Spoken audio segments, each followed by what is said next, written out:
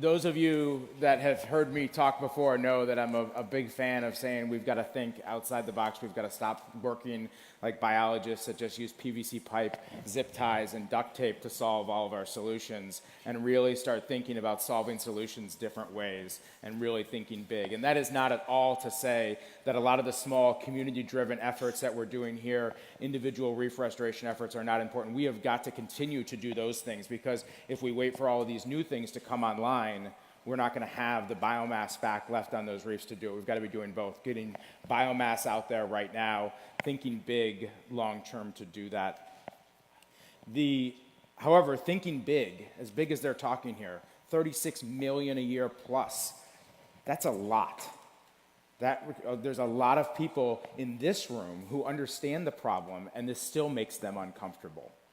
So can you imagine how uncomfortable a lot of these different concepts could make people that don't even understand this problem? And so that's why it's so important that as we think about these things, we also think about getting the social license and the stakeholder engagement that's necessary as well. And so we've got Dr. Maxine Newlands to talk us through the efforts that the RWRAP program is doing there.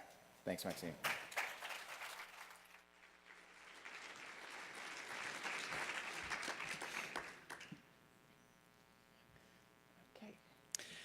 Thank you very much, everyone, for the opportunity.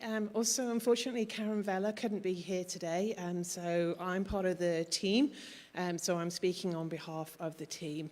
And so this presentation really is going to be the culmination of a kind of a collaboration of people that have come together, and we are the social science team.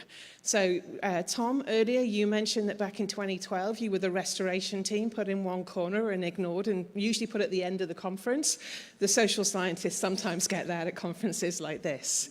However, we do live on we're all based in across Australia and in Queensland, and along the length of the Great Barrier Reef are lots and lots of coastal communities. It's a very important economic system, for the area, not just for the state, but also for Australia, the income that it brings in, and the jobs that it creates in our towns. Our towns are quite relatively small, and so understanding the social component is really very important. So what we've really done is we've taken a bit of a sort of catch-all approach. We've taken different sort of levels, we've looked at different areas, and we've brought it all together to kind of look at what's commonly becoming termed the human dimension of the Great Barrier Reef, which I think is a really bizarre thing to say back in 2018 when we've been looking at the reef for so long. But I think it also tells you quite a lot that so much of the work has been focused on the science, and the people that live there and work there and the stakeholders is something that is also needs to be acknowledged, as Tom said. So, as I say, we all along the Great Barrier Reef are lots of coastal communities, the fisheries, commercial recreation fishers. They all rely on a livelihood for the reef, as well as the sort of tourism industries up towards the top end. Townsville, where we are, we have quite a lot of ships that come in because of the mining and the port, so there's a lot of development and jobs there. And then further down, you've got the Whitsundays, which, of course, if you're not familiar with the Whitsundays, you will be familiar probably with the heart-shaped reef that we see as the icon of the Great Barrier Reef, that and Nemo, of course, as well. So we look at all these different components and we take on board some of the kind of social license ideas, and we also look at the sort of stakeholder engagement. However, as I said, we are the social scientists in the room with the people that bang the drum, say, what about risk and what about this? We need to work closely with the science. So we devised a method where we're actually using the interventions that you heard David talk about later on, and we're using them really as a scenario, as a way to test the scenario. So, as Daniel said with the cloud brightening, how would someone feel if we said we're going to do cloud brightening on the reef? Yep, some people would run a mile, some people would engage in it. So what we're trying to do is measure that. So we've taken the different levels, and you'll see here, these, I'm just going to remind you of the icons that you saw earlier.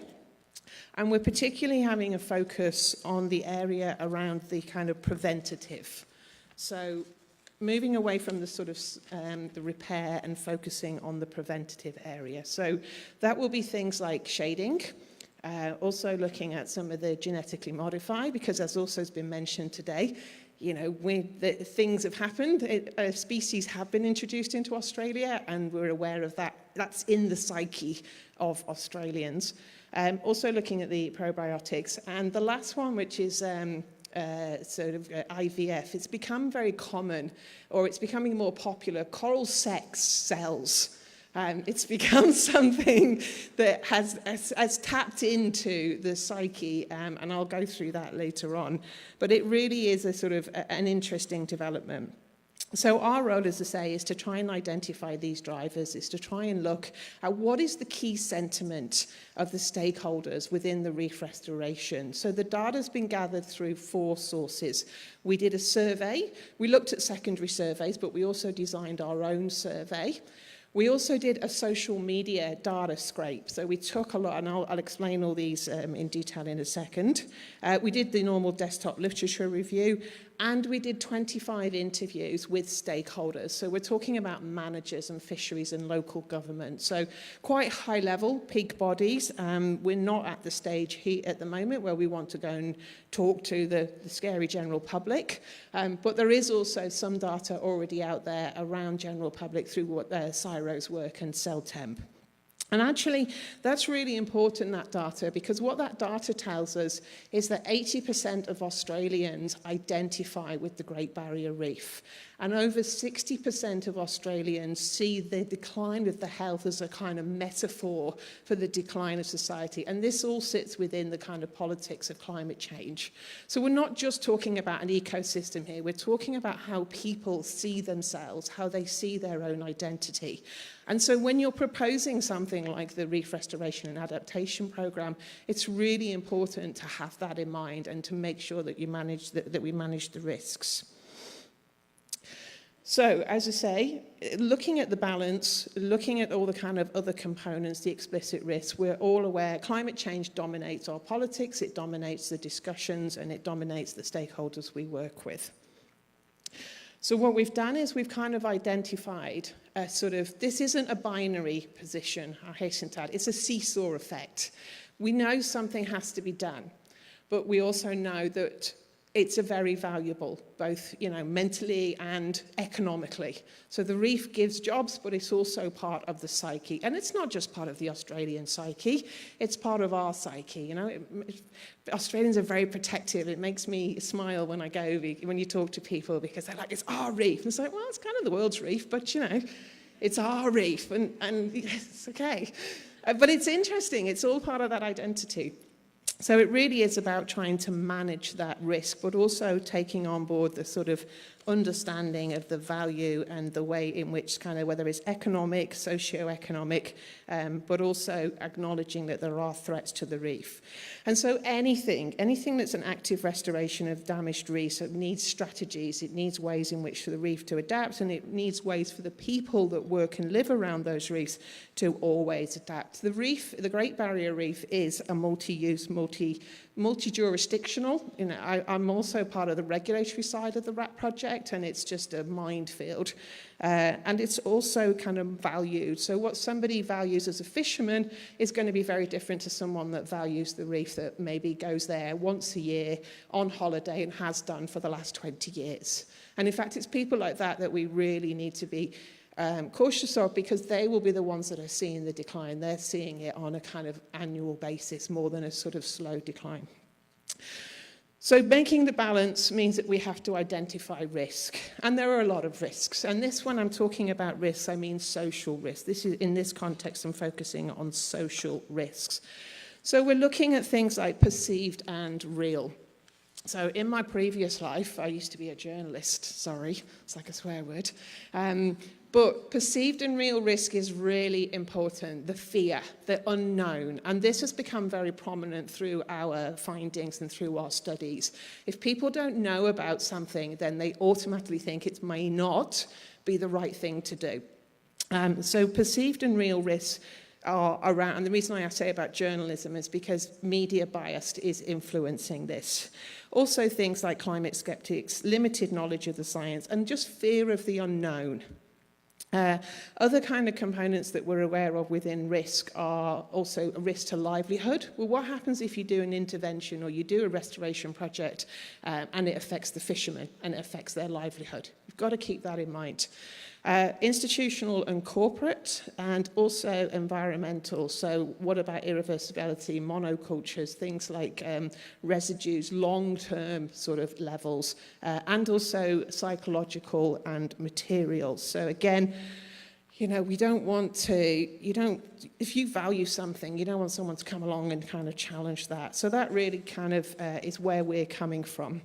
And it's all about this idea of managing and being aware of explicit and implicit risks, particularly when on top of that you've got the issues around climate change, and you've also got, you know, the domestic politics. And the environmental politics in Australia are interesting, to say the least. So that's another presentation for another day.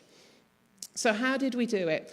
Well, the one thing that's very important to us, and it's across all of the project and it's across all of our research, is to engage with Indigenous owners and Indigenous communities very early on. Not just because regulatory says so. Work is going to be on sea country. It's going to be within some of the Indigenous land. It's going to be on some of their area. And so it's very important. And that ties into the fact that you're talking about cultural impacts here. So working with Indigenous communities is really important. We also did a survey and we ran the social media scoping. So we did a bit of a data scrape. We then combined that with the stakeholder interviews within the Great Barrier Reef region, and we also looked at the existing forums. So I'm just going to run through each one of these. Whoops, went back. How do I go back? Oh, going back. That way? The back button. Yeah, that'll be the one. Okay, so working with Indigenous groups is very important. So not only if you're working on around native title, which is, I'm going to the politics, but it's part of the Australia. But, you know, as it's been said, if you're going to somewhere in the reef or you're going to one of the 70 islands that are managed within the Great Barrier Reef by Garumpa, and you're taking or you're working on something, you have to work with the local Indigenous community there in order to help engage with them. But it's not just about that. It's not just getting advice. It's about making sure that they have a say, they have a experience in this. So maybe working with Indigenous groups and sea rangers. The picture behind you are the Sea Rangers, which are an Indigenous organisation which work in the reef, and they work with communities. So this is really important. When we look at the survey, we found in the survey, very similar in a way, we found that 85% of people that participated in our survey agree that something has to be done to save the barrier reef.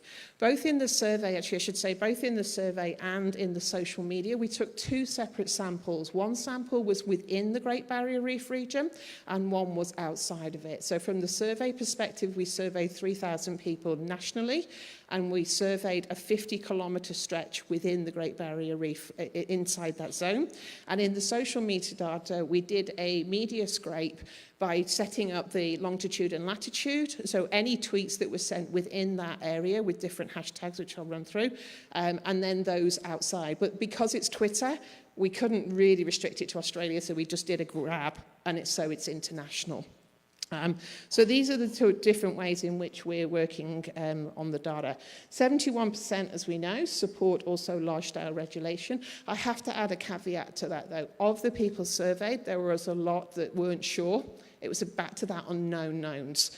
But those that were aware, or maybe that had had some discussions or seen something like coral sex in the news, they did agree of that 71%. So just to sort of make that clear.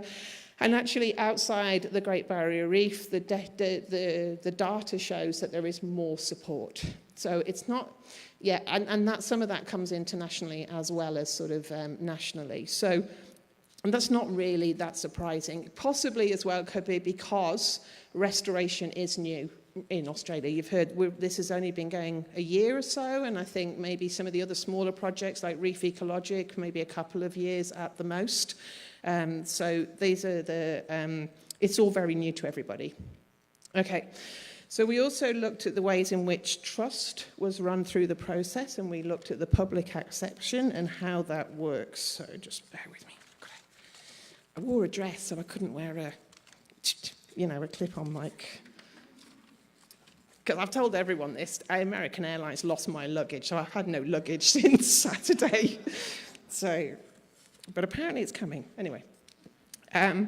So 5 factors we've found that were directly important in predicting acceptability of interventions. First, towards the attitude towards interventions. These were related really around society, around culture, and the ideas around repairing the reef. The second one was a trust. So there was a bit of an issue around trust with organisations responsible to manage and protect the barrier reef. And in the social media data as well, we found that there wasn't much trust in politicians making the right decisions. And the third point was overall evaluation of the values versus the threat. So this was really a question on whether more needs to be done to save the reef over a kind of weighing up. So we're back to that values risk sort of seesaw effect. Do we do nothing and see what happens, or do we do something? Where's the trade-off and where's the line? So that became quite important. Again, perceived threats and also attitudes towards research. Other components as well were beliefs towards interventions related to beliefs around society in sort of intervening, should people intervene? And also the kind of ideas around trust was also kind of reiterated. So in the social media data, my poor research assistant, I just hasten to add that Dr. Karen Vella and Bruce Taylor conducted, and with Professor Brian Ritchie, that's the guy at the Violet Femmes, Professor Brent Ritchie, they conducted the survey work, and Karen and Bruce conducted the survey, the interview data. And my job was to do the social media, and my poor RA had to clean up 9 million tweets. But generally what we found in the social media data was quite interesting. There was, again, just like the survey, there was less interest and less sort of understanding within the Great Barrier Reef region and more so on the outside of the region. There was more interest and there was more positive sentiment outside, and there was a neutral or negative sentiment inside the Barrier Reef. Again, not really surprised about that. That probably reflects a lot of things. And a lot of the tweets as well inside the Barrier Reef were things like bucket list. So, I'll swam the Great Barrier Reef, tick off the bucket list. So weren't really connected to. However, what we did do is when we took through the different interventions, the different proposals, we used those and we looked through. So things like, that's where we saw coral sex or coral IVF became very positive. But things like genetically modified was sort of a small positive sentiment, but that was more so outside the GBR than it was inside the GBR. But assisted gene flow was definitely, or coral sex was definitely more popular. And that's possibly as well because Professor Peter Harrison has been doing some work, and it's been in the media quite a bit at home. And so people are becoming familiar with that term. And we all understand when we say IVF. So that tangibility in the language is probably having some impact. And the same as well around coral gardening. That was seen as being quite acceptable. Interestingly, though, over the duration of 2006 to 18, which was the bigger sample that we scoped for some other studies, we actually found that it was negative. So restoration intervention was quite negative in 2016. And then after the bleaching, we've seen a shift towards, I'm not saying positive, I'm not promising everything, but a kind of cautious optimism is how I'm framing it. So I think that also reflects the science community and an understanding that there is a shift. And that all feeds into the idea of risk. Oh, right, 3 minutes, I've not got long. Okay, so then the interviews were conducted by Karen and Bruce, and they spoke to 25 different stakeholders, and they also found that both environmental and technological risks were key factors. They found that psychological, so that idea of kind of well-being around moral conflict. So people expressed a sort of moral conflict about proposed restoration actions. Also some kind of idea around exclusion. So, you know, the scientists are just doing this with our reef, what's going on, the public feeling, or some of them feeling that there was maybe some exclusion.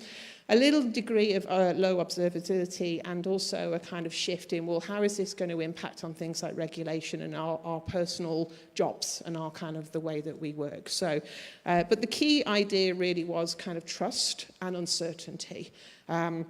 So these can be fixed, you know, the education packages, training packages, a media campaign, those kind of things can be, you know, people like Lena and Daniel doing sort of public talks. We're talking about doing a roadshow, that could be fun.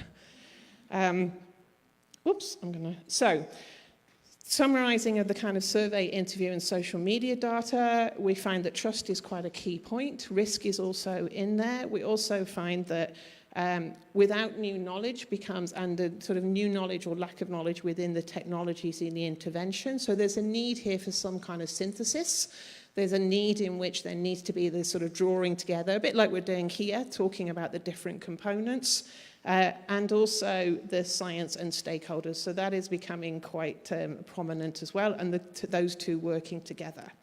And so the 1 minute sign is up, and the final but one slide, or penultimate slide. Where do we go next? Well, we're currently evaluating the data that we have. We are looking more towards doing a continual long-term monitoring program around social license, whether it's surveys or social media or both.